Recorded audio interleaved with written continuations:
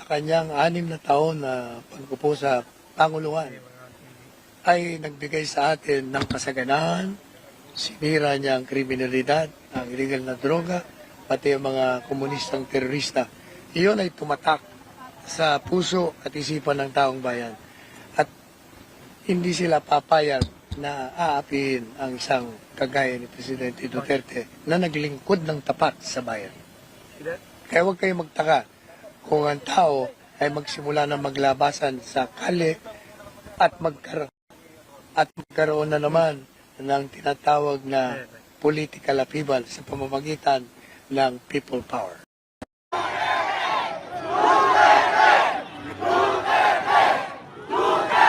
Huwag niyong kalimutan, mga minamahal na kababayan, panahon po ngayon ng kampanya ng politika. Tama. Ito ang isang dahilan kung bakit gusto nilang mapatahimik ang mga Duterte. Tama. Mapagtakpan nila yung mga anomalya na ginawa nila sa 2025 budget. Mapagtakpan nila yung anomalya na ginawa nila sa payroll. Mapagtakpan nila yung perang kinuha nila sa Philippine Deposit Insurance Corporation. Mapagtakpan nila yung mga anomalyang pagbebenta nila ng ginto. Mapagtakpan nila yung pagkautas nila ng budget ng armed forces.